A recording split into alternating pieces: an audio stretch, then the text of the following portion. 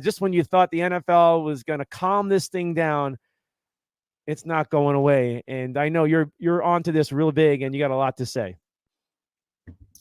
Yeah, they're all right. So ESPN loves poking the bear. They love slapping the hand that feeds them, and oh, does the NFL feed them? But the NFL pokes back and prods in interesting ways. Remember, they took NFL prime time away. It's the reason why Tom Jackson pretty much retired, because they couldn't do a show on a day that they didn't host NFL games anymore as part of the new media rights deal. The NFL said, you know what? We want people on Sunday nights watching the NFL networks breakdown of highlights. We don't want them watching Tom Jackson and Chris Berman anymore. You guys can do your 3-minute thing during Monday Night Football halftime.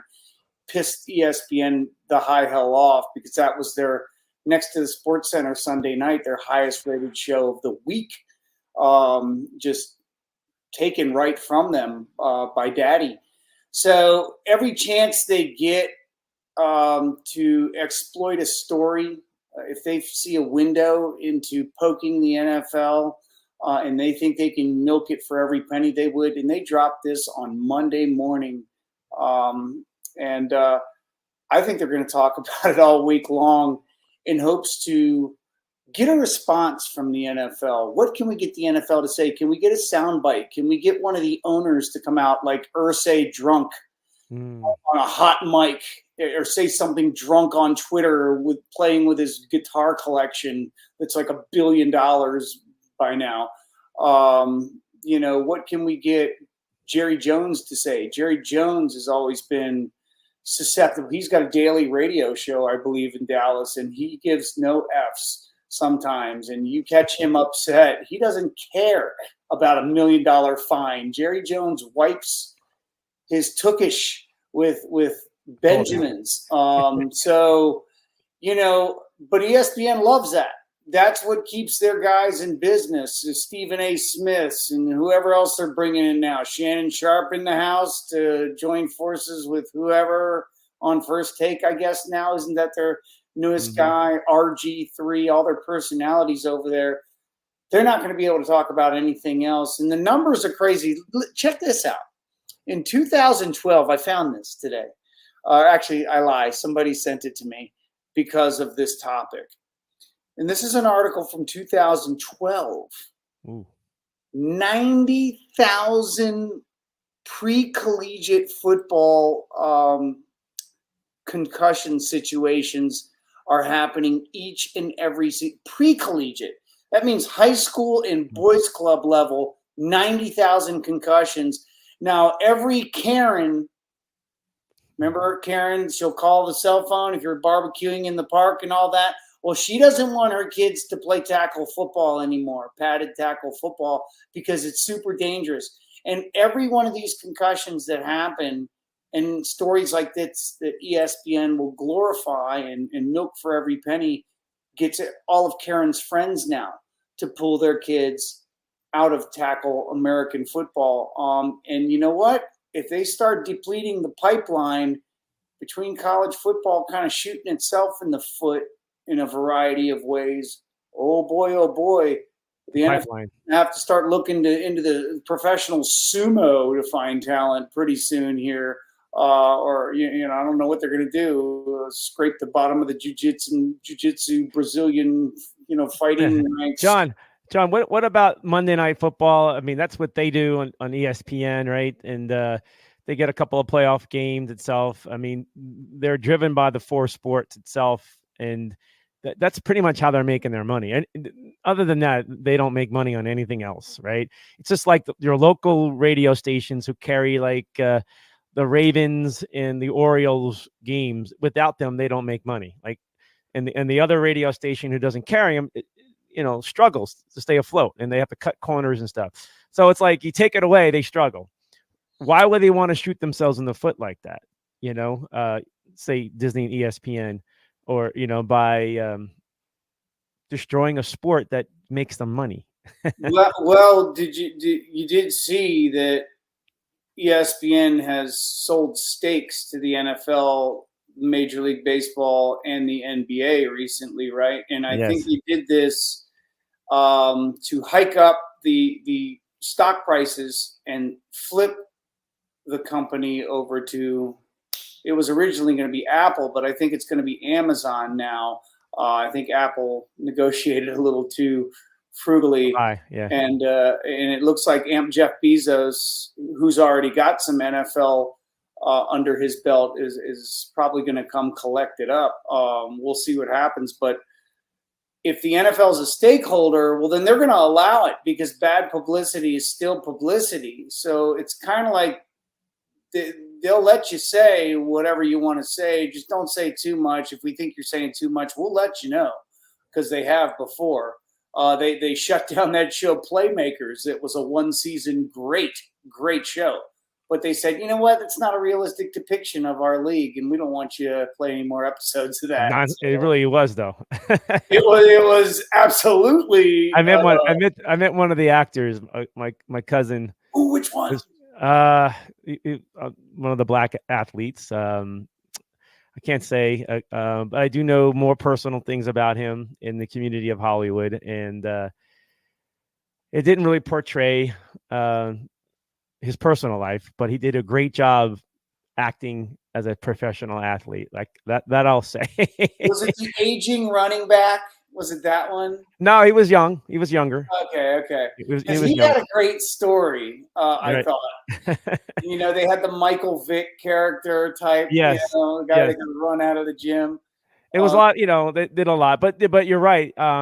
It didn't, it really portrayed something else about the athlete, which we all kind of knew, and it just kind of spelled it out more. And, but image or whatever it was, I don't know why nobody else picked up the show and put it on some other network or something, because it had streaming platforms weren't there yet. Netflix was still renting, Redbox type style, right. I think, at the time.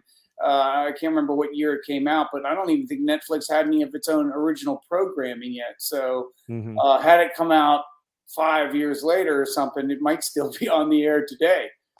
To me, it was kind of like a show, and not to get too far off our main topics, is like, housewives, of NFL players, housewives of NBA, they just made it into like a, they try to portray these reality shows like it's reality, and we know it's all like they tell them what to say, and they set up scenes, and they just follow them around, and they just get excited about things over, drama.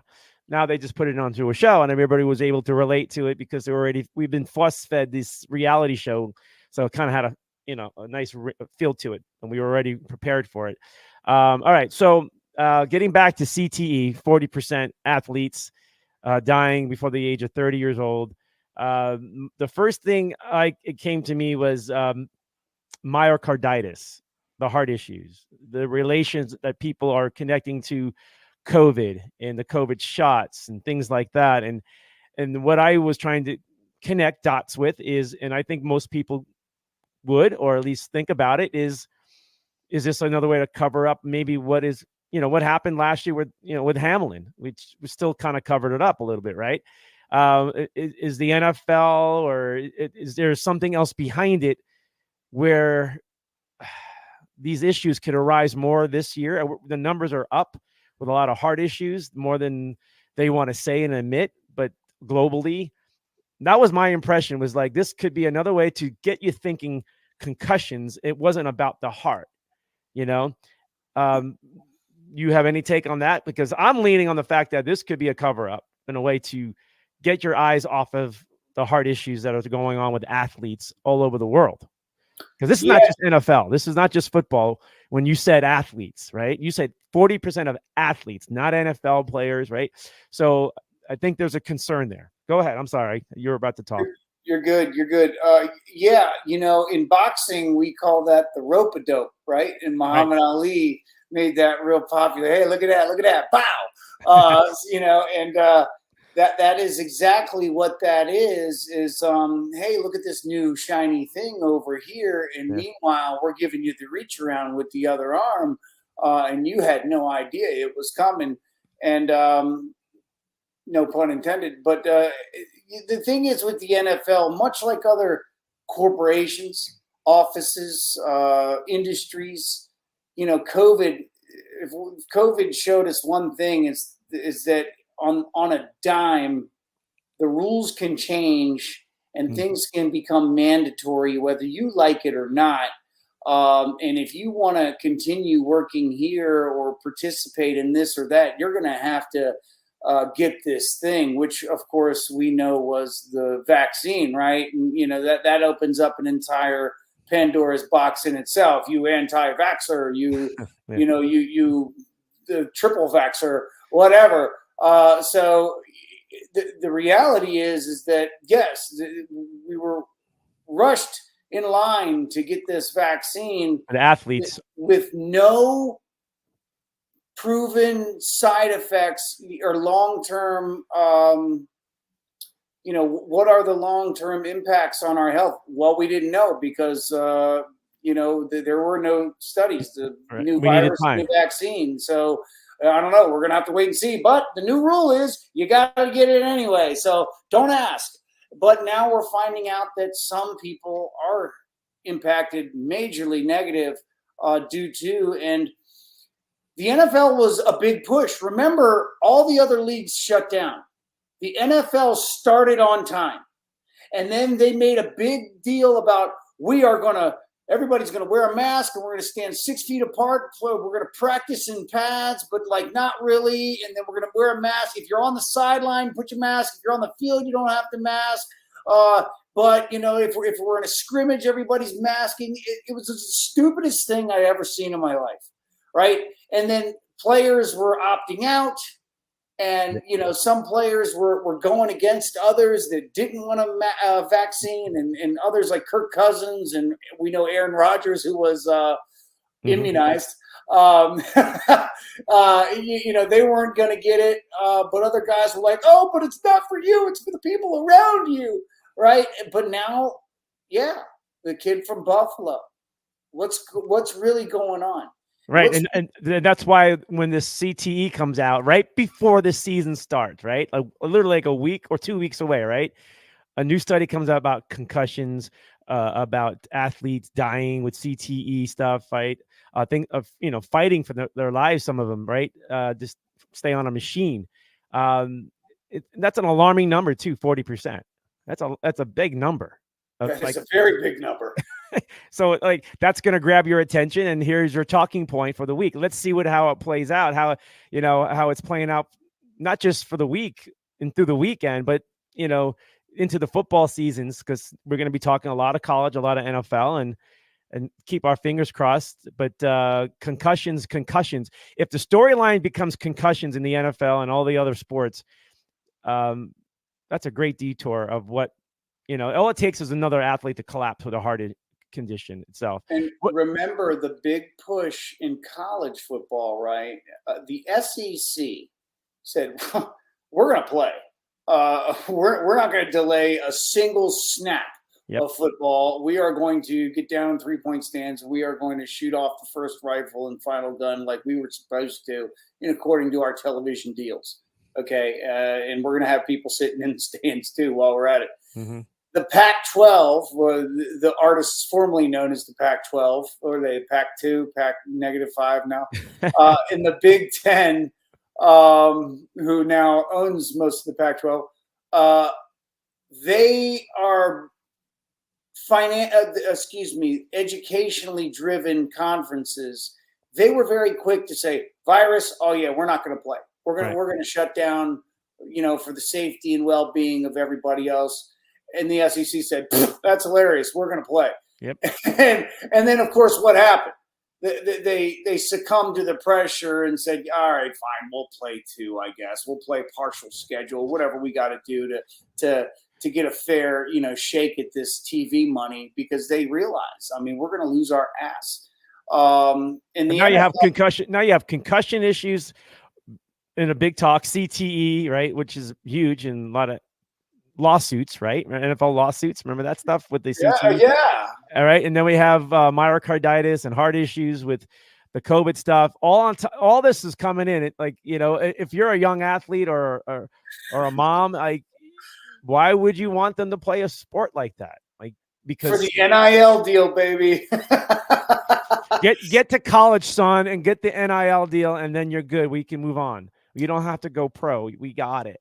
I'll tell you what. My oldest daughter goes to a pretty prestigious, ranked high school called Our Lady of Good Counsel. It's Catholic high school in Montgomery County, Maryland, and they just went to Ohio. They were 7-7 at halftime. It was on ESPN over the weekend, by the way. It was on Saturday. Oh. That is my kids' school. And they were 7-7 halftime. They lost 28-7. Those kids, there's a kid named Tangwell that's at Penn State now, left tackle. He went there. And they're getting NIL deals in high school now. So I don't know where it's going to stop. One day we're going to see like the next LeBron James in the 5th grade getting one at boys club level. I swear. I got to get my daughter. I got to get her. Like, she's got basketball this week, and she's gonna, get her a deal, lemonade stand, something. I'm gonna tell her, girl, like, you got like 4 years to get this right, get into high school, and then they're gonna be calling you, and they're gonna be trying to, we're talking maybe $1 million to get to a college. They're gonna give you money. They're giving it to you. So, but yeah, you mentioned the big 3 there. We're talking heart. We're talking CTE, concussion. Yeah. I mean, it's like those guys getting into the fight on the boardwalk with the steel chairs or whatever. You know what I mean? It's a total quagmire now. All directions. Oh, you mean that boat story from a couple of weeks ago? Is that what it was? I saw a lot of steel chairs. I don't know what it came from. I really don't do the viral news. It's okay, stories. But it was a melee, and it's pretty much melee. But that's what it is. It's a melee of bad news for the league and for the sport in general. And if it gets too top heavy, I've always said the only thing that can kill the NFL is the NFL. And if they try to ignore these things, it will come back to bite them bigly. And I think they have to address them one by one as best as they can, if not, multitask here and try to put these fires out and put the kibosh on these types of stories and say, we're doing everything under. You ever see that movie, Thank You for Smoking, the spokesman for tobacco? Yeah. The same guy that played Two-Face. He was it's what Roger Goodell is. He's like the bullshitter for the NFL, the salesman that says everything's okay, our studies, everything's fine, no lung cancer. The doctor says you smoke them if you got them, right? In a nutshell, that's kind of what Roger Goodell does. And his job's getting harder, but they just re-signed him for a lot of money, or they're about to. Man, oh man, I'd like one of his checks. Just one time. Hey, Disney, ESPN, we touched on it a couple of times, but we didn't really dive deep into it. And, everybody wants to do pay-per-view and at least try to and I know some ratings aren't the highest. I mean, ESPN last season got crushed. They got some of the worst games on Monday night last year. Like they not until the end of the year when they were able to flex things or at least have better match. I don't know. Just kind of, they got some couple of good games towards the end, but for the most part, they got crushed with some ugly matchups, and I just makes me wonder, like, are they just trying to be really selfish and just, pork barrel this thing and try to force people to pay for Monday Night Football when maybe Amazon is trying to make a push, like you said, Disney and ESPN are looking at Amazon, not Apple. I will warn you, ESPN, you're already in a bad spot in a lot of play. I mean, is this you're not the NFL network, for one. People will choose them first, right? The Pac-12, let's go back to the Pac-12. They never had a TV contract, really. They had their own network, and it was all live streaming, and they thought they were the head of the curve, but nobody wants to pay for it. Like, they can still go to a sports bar or there's other ways of doing it, and nobody really is going to really join your team and watch it on your network. And ultimately, that really crushed the Pac-12 when all this other money's being offered and to be in other conferences because the TV deals are so much better and helpful, and they're on networks. The Pac-12 was not on a network. Notre Dame was on a network, right? The SEC, everybody was on a network. Fox, CBS, but Pac-12, man, the glorious Pac-12, it crushed them financially. They couldn't compete and stay afloat, and everybody wanted more money, and schools were asking more. ESPN, if you go that route, be prepared. I don't think it's going to win. I don't think you're going to come out on a good end on this one. And to me, it's a mistake if they try.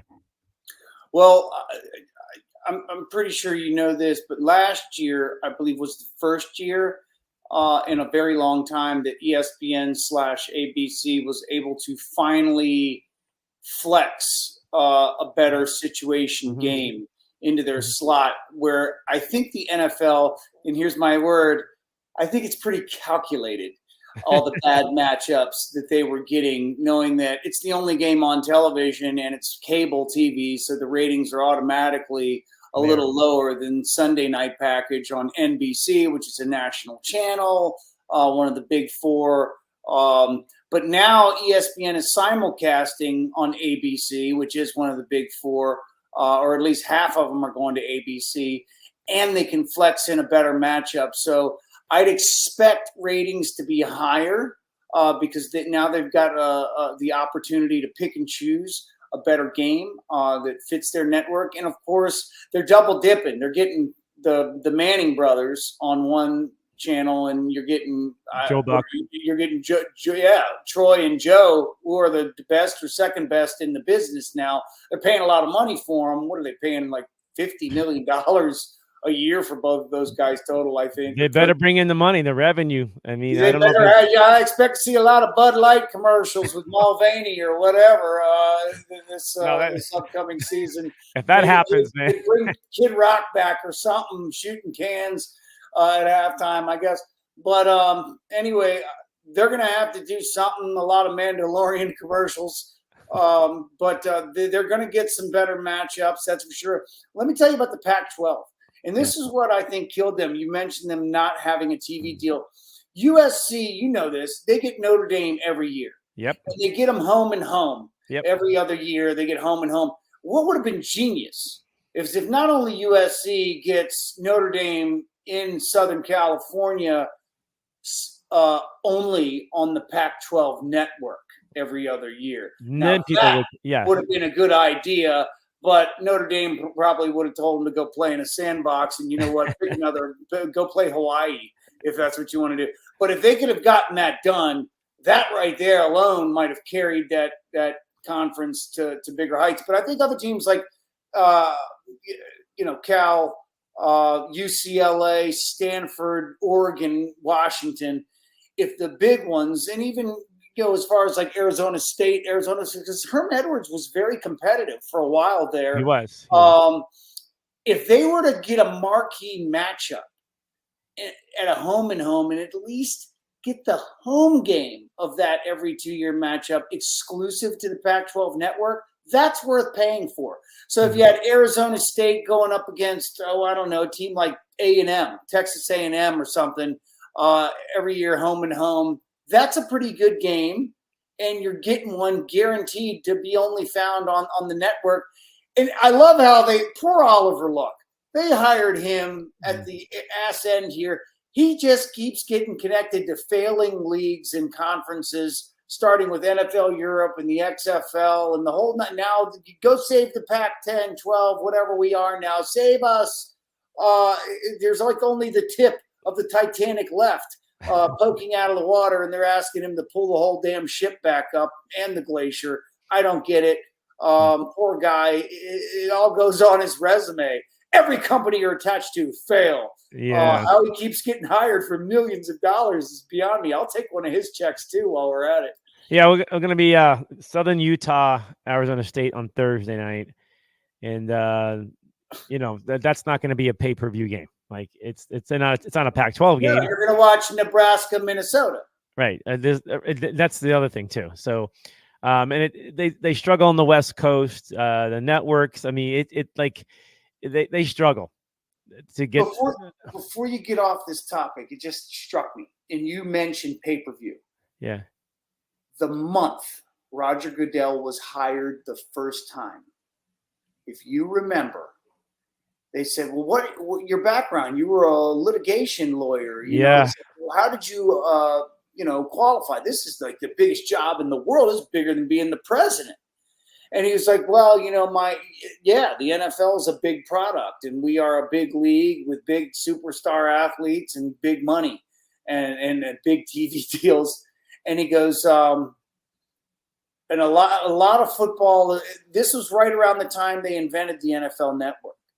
And they started asking questions about that. And Rich Eisen, they pulled him from ESPN, Rod Woodson, you know the whole deal. And they were just showing reruns of old NFL films for the longest time. Yep. And then the occasional Rod Woodson, Rich Eisen, NFL, whatever their regular Sports Center type show is. But Total Access, right? So anyway, he said then, and I'll never forget this because I'm telling you right now. That there's a lot of football available on free television. Wow. And as we move into the future, we're going to be finding more outlets to be able to put our games on and allow people to watch directly. He said that, 20 years ago now? How long has it been? It's been about 20 years that he's had this job. And he said this then. You're damn right they're going to pay-per-view. Soon you're going to be able to buy the NFC East package. And that's the reason why Fox pays more for the NFC than NBC or CBS pays for the AFC. It's because of the NFC East. Look at those 4 markets: Dallas, Philadelphia, New York, Washington. Those metropolitans are 4 of the top 6 in America. And that's why the league found out. They effed around and they found out. They decided to let ESPN take them to the cleaners on the Redskins name, and they made them change it.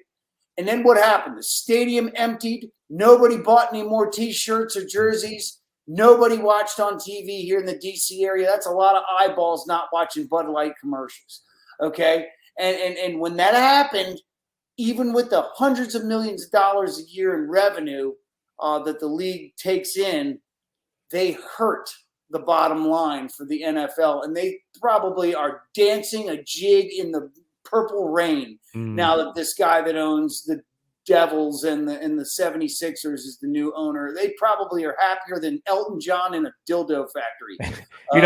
New ownership. A good point about Fox. Not only they have the NFC East, they have LA, the Rams. Phoenix is the Cardinals on the top market. You can throw in Seattle the way Tampa's up there. Right. Right. Tampa has a good population. Chicago Bears, Chicago itself alone. The Green Bay fans will show up everywhere itself. So Jacksonville, the AFC's got Jacksonville. Who cares? But you got major city markets: Chicago, New York, right? I mean, for that alone, it's the Steelers really and the Chiefs that are pretty much carrying the AFC. I mean, shit, you can go to Greece and there'll be a Steelers bar, or Australia. So I mean, they're watching the Steelers everywhere. But you're right, man. I've been to a lot of games, and a lot of fans talk about Dallas fans, Packer fans, and they do show up. But truly, there's nothing like the Steeler fan base. There's something, even like the last time I saw them was like a few years ago in LA against the Chargers on a Sunday night game or something. Holy smoke. I thought I was in Pittsburgh. I thought I was at a Steeler home game. Yeah. And then I came back and I also saw them in Arizona because, that's where I'm from. And it was I've seen a lot of games with Cardinal games, and I see Cowboy, they show up, right? But then it's like a massive takeover. And you're right. And that means the population of a Steeler fan base is well beyond what you're seeing from the boundaries of Pittsburgh, outside the boundaries of Pittsburgh and things. It goes far. And I will add this. I think the 50, 60-year-old guy who grew up in the 70s as maybe a young guy, right? Young kid, maybe a teenager. That's when they were beating like the Raiders, the Cowboys, like teams that people didn't like. It was this lovable blue collar underdog team and became a dynasty. And that grew into what you see today because of grandparents and their kids and their grandkids. Like that's how you build it. Right. And it built out. Now we're going to wait about these New England Patriots and that, like, how much did it have an effect? Because they had a long run with Brady itself.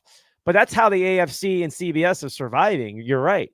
They really are. They're trying so hard to hype up individual athletes, quarterbacks, rookie quarterbacks that haven't taken a snap and they're bust, right? Like we had a lot of bust. We had more busts in first round quarterbacks in the top 10 in the last, maybe 15. I can even say, can we say, I won't go far back as maybe Eli Manning and Big Ben and the other dude from San Diego. Rivers. Rivers was probably the last great quarterback draft. Eli was in that draft. Eli, right? Rivers. Let's not forget about Jason Campbell and Aaron Rodgers. I believe they were in that draft too. Were they really? If you're right. Yeah, because the Redskins had 2 first-rounders, and they took Carlos Rodgers with the first one, not Aaron Rodgers, and then they passed on him again to take Jason Campbell. This is the craziest thing in the world because Joe Gibbs thought that Aaron was part of that draft. Aaron was part of that draft. I believe he was. I think Joe Gibbs thought he was arrogant, so he didn't take him. Yeah, he's arrogant. If that's the case, that's probably immunized. Dude, if that's the case, other than Phillip Rivers, who got close to a Super Bowl, that's got to be the greatest draft of a quarterback. I got to look back. And Dan Marino, Jim Kelly. Yeah, Marino never won. He got to a Super Bowl, right? Elway did his thing. And Kenny O'Brien. He went to the Super Bowl, right? No, Jets. New England. I thought he was New England when they got killed by the Bears. Oh, maybe that, but he wasn't starting. Like he wasn't leading. Oh, no. O'Brien, was he Seattle or New England? He was New England. He went to the Jets. The Jets chose him over Dan Marino. Matter of fact, even the Steelers chose Rivera. Brad Mustard. No, Brad Mustard. It was Ron Rivera or Senior Sack. He was like the sack specialist in college. I forget what university. And he got into a car accident, became crippled, and oh God. Truck no one after what he thought his next Mean Joe Green guy was. And he had the right guy. He just unfortunate accident. And then they passed up on Marino that year, and that changed the Steeler franchise for a while. A lot of teams. Yeah, it did. Yeah, because he went to University of Pitt, and he's from Pittsburgh proper. Yeah. So yeah, that would have been big. Yeah, and he haunted the Steelers for years. By the way, you want to hear some quick numbers here? Yeah, that I wrote down for you. So the NFL can opt out of their television deals that are currently worth over $113 billion. Okay, just let that sink in for a second. 11 years, $113 billion is what their current TV deals are worth, not including the newest exclusive. I think it was the Amazon one that came in late after they signed all the other ones. So it's actually more than $113 billion. Anyway, that goes to 2033, but they can opt out of it in 2027. That there's a clause that nobody talks about. Wait. Okay, all the networks are. All of them. The NFL made damn sure that they put this clause into every single one of their deals because they saw streaming is going to be bigger than television, and they're going to be able to sell streaming rights to individual streaming companies at a bigger buck than they can network proper pretty soon. And they said, okay, we'll give you a 10-year deal plus the one we have left on this. So it's 11 years, $113 billion total, but we want to be able to opt out after 5-6 years, 2027, because it started in 2021, right?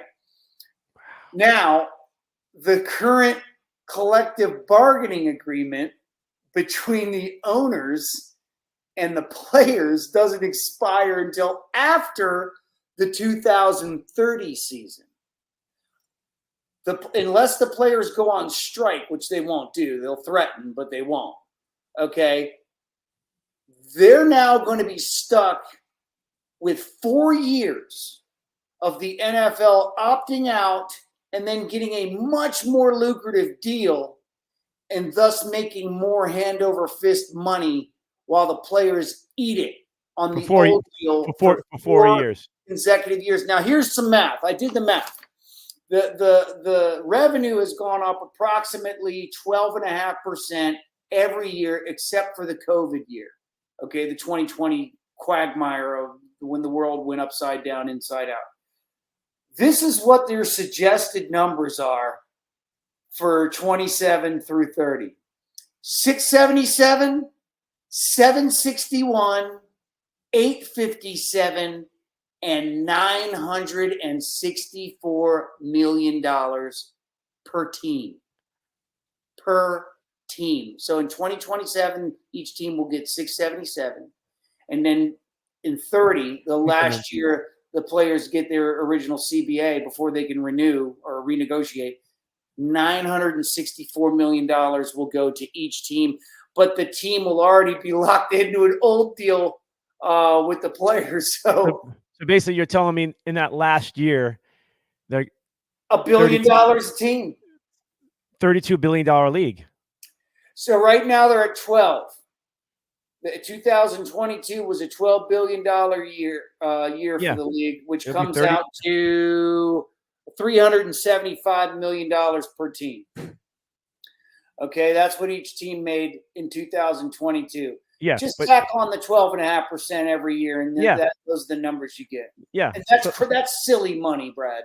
So in that final year, $32 billion will be shared among the 32 teams. Unless they expand, right. If they expand, right. Maybe they won't because they know what they can make. Maybe they won't even expand, thinking if they expand, they'll renegotiate their TV deal again. Oh my god, that's so true. Hey, and look, I forgot to tell you, when you talk about the Steelers, I've been to Canada a couple times. Yeah. Everybody in Hamilton, which is the city that's like the distance of Baltimore from DC away from Toronto, right? It's Toronto and then Hamilton. They're like down the same highway on your way to Niagara Falls and Buffalo, New York. Everybody in Hamilton loves the Pittsburgh Steelers. That's their team of choice. Even though there's like 2 teams or 3 or 4 teams physically closer, but the Hamilton Tiger Cats wear black and gold. That's what it was. I had a feeling. I was thinking that, and I was like, "Is it?" And they're Steelers fan. There are Steelers, and it's a blue collar town. The guy that owns the Hamilton Tiger Cats, his company is like Hamilton Iron or Hamilton Steel or something like that. He owns the metal fabrication company and all the union workers that work for him in the city proper and suburbs.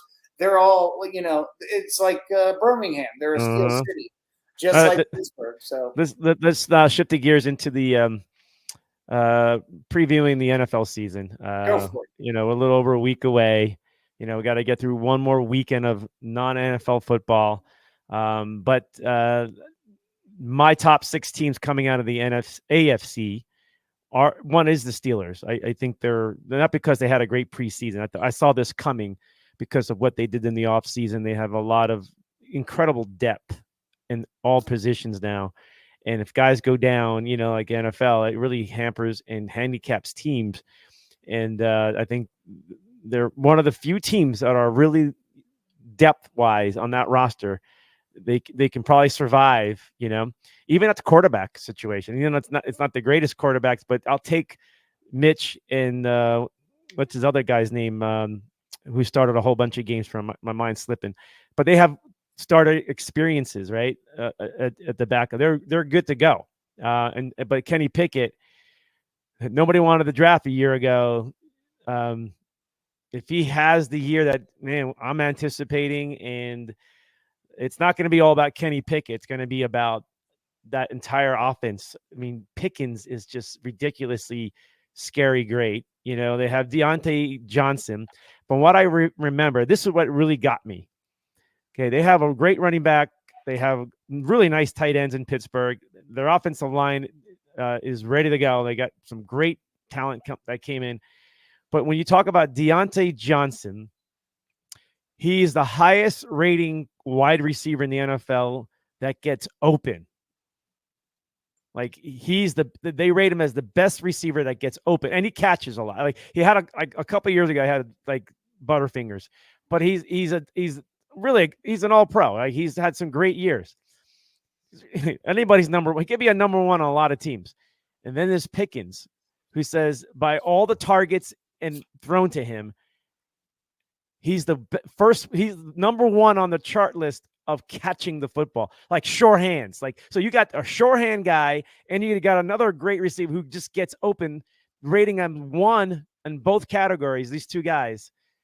Kenny Pickett has got a great.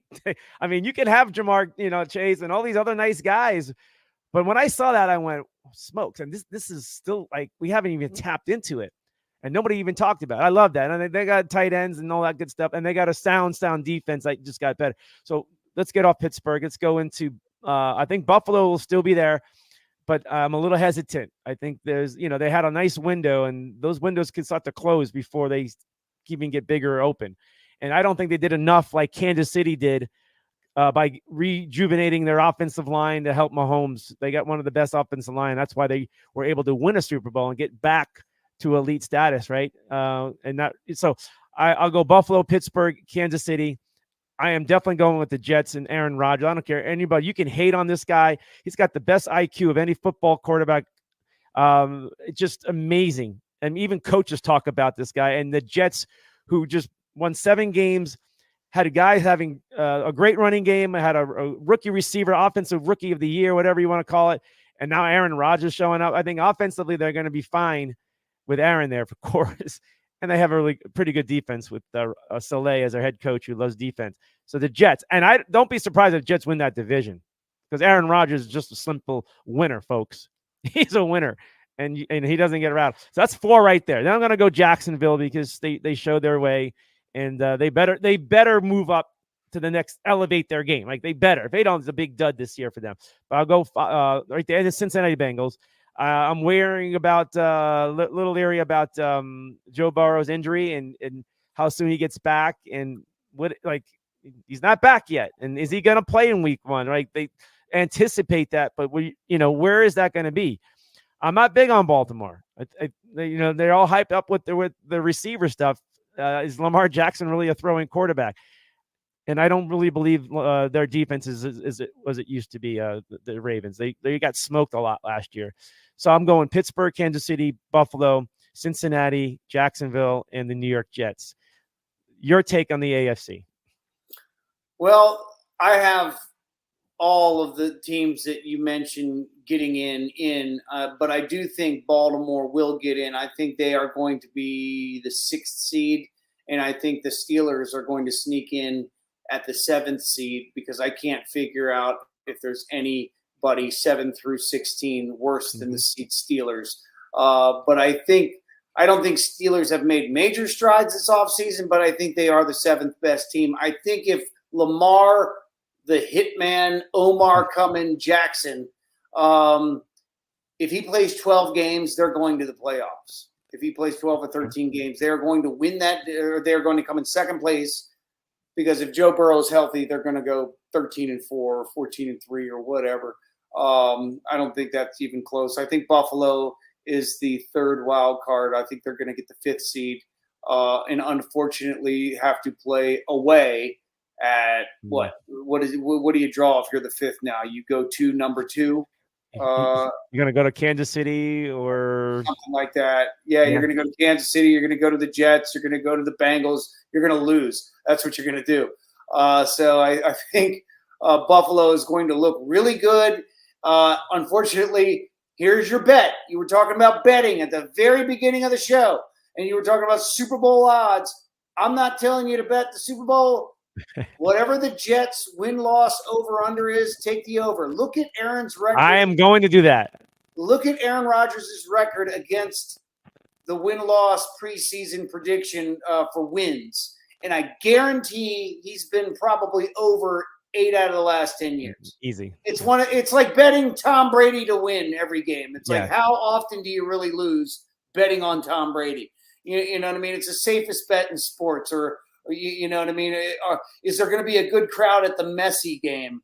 You know what I mean? It's a no-brainer of a bet.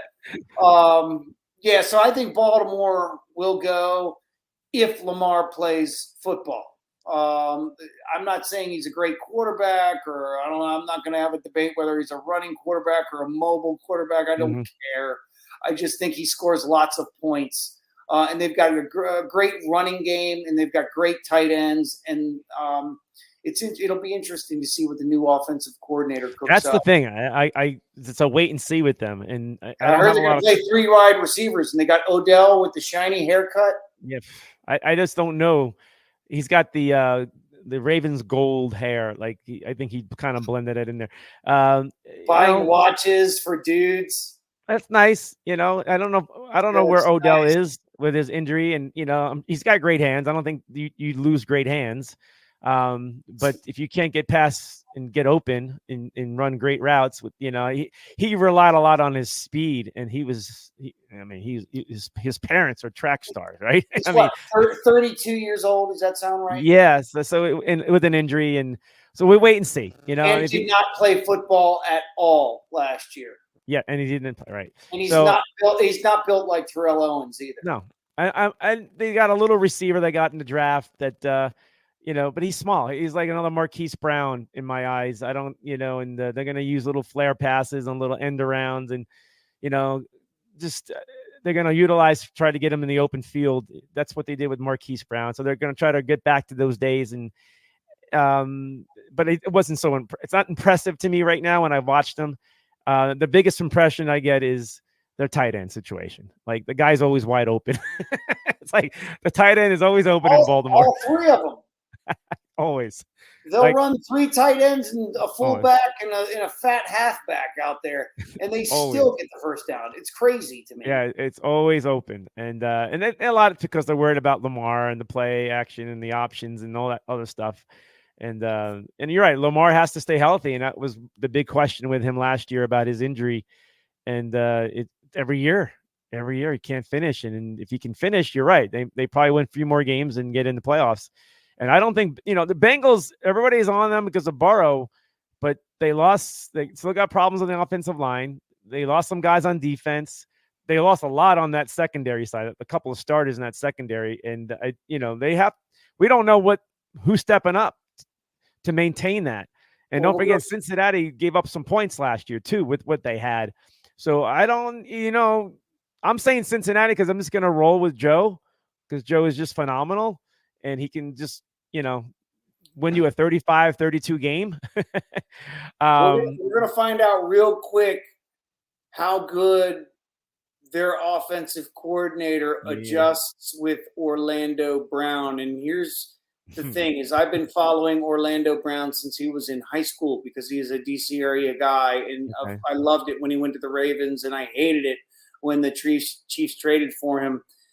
Orlando Brown is not the most fleet-footed left tackle in the NFL, okay? And I think he got away with that in Kansas City because Eric Bieniemy and Andy Reid are very good at adjusting to these types of things by giving quarterbacks 3-step dropbacks and maybe 4 and 5-step dropbacks, except instead of 7 and 9s and even the old Drew Bledsoe 11-step dropbacks. This guy threw like 8,000 passes, and none of them were faster than a 7-step drop back. But anyway, going back to Kansas City offense, Orlando Brown, they were able to mask how slow he was in that pass rush by designing plays that not only get Mahomes away from him on a bad leg, by the way, but quickly. All right, 3 steps, and that's it. And if we can get the ball out of his hands, Orlando Brown is slow, but he's not that damn slow. Right. If Cincinnati figures that out, Joe Burrow's in good shape on the blind side, and that's like G.I. Joe. Knowing's half the battle. Knowing your backside is pretty safe, but if they've got him dropping way back into the next county or in Kentucky, you know what I mean? Right. He's going to get hurt a lot. and he'll be another Carson Palmer, a great young quarterback that will never win the big one because he got killed by a division rival. That's a good point. The NFC they say it's not strong.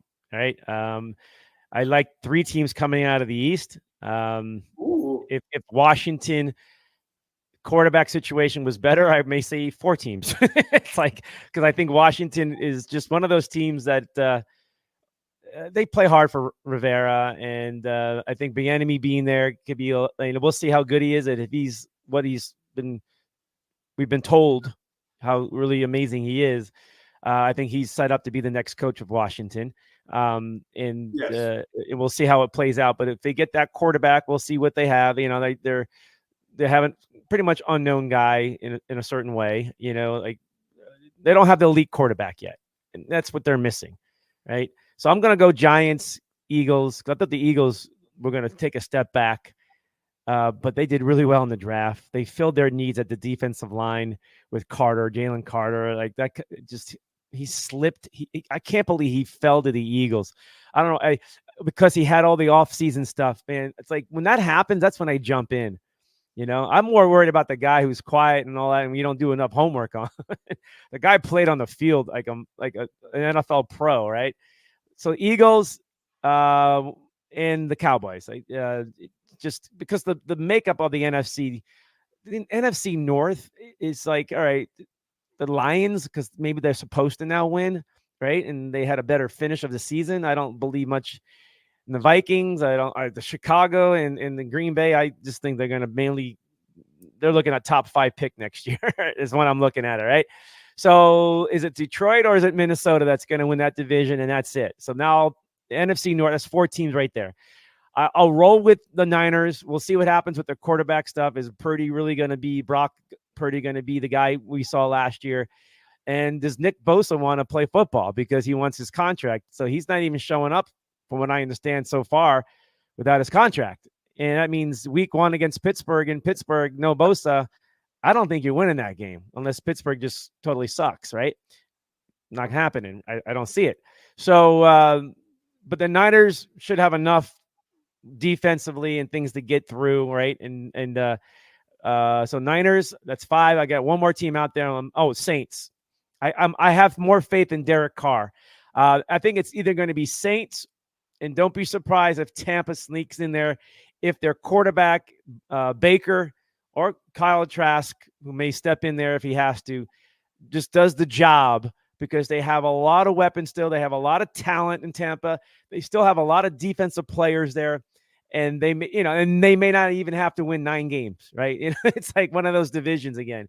So, I think you figured out what I went with the NFC.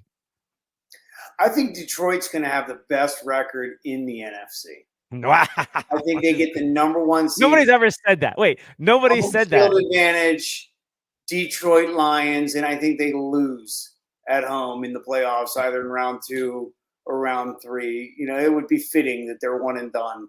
Like, what's that stat? Like the last time they had a playoff win, was it against the Cowboys? It wasn't against the Redskins in '91 because I was there. I remember that game. I remember that it was a muddy game too. Ponce smoked cigars the week before to celebrate, and he got that cigar put out on his forehead against Joe Gibbs.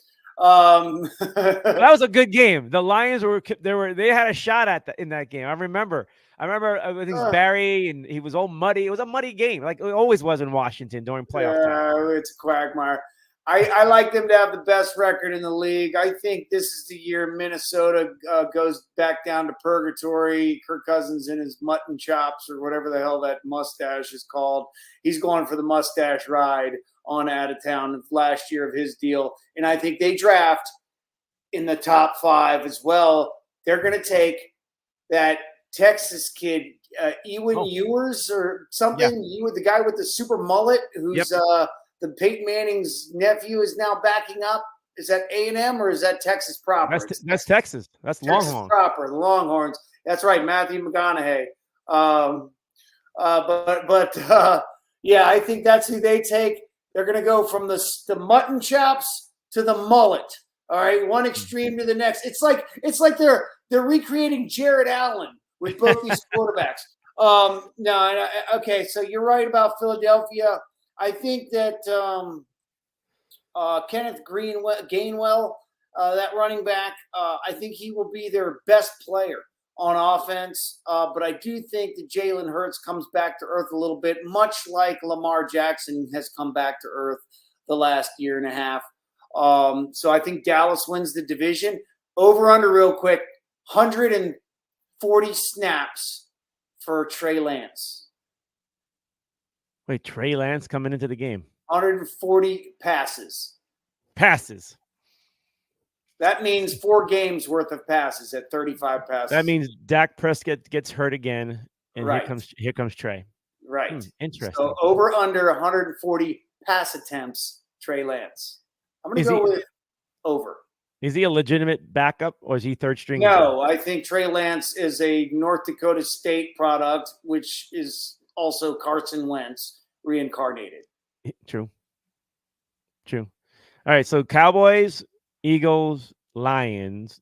You got a few more there. Who else? I think Washington is going to the playoffs, by the way. I think all 4 of the NFC East teams is going to the playoffs, but the last place, the 4th out of 4, is going to be the Giants. I think getting the tight end from Baltimore, Maryland, Waller, I think he's going to be hurt by midseason as usual. And I think Saquon Barkley will be hurt by week 5.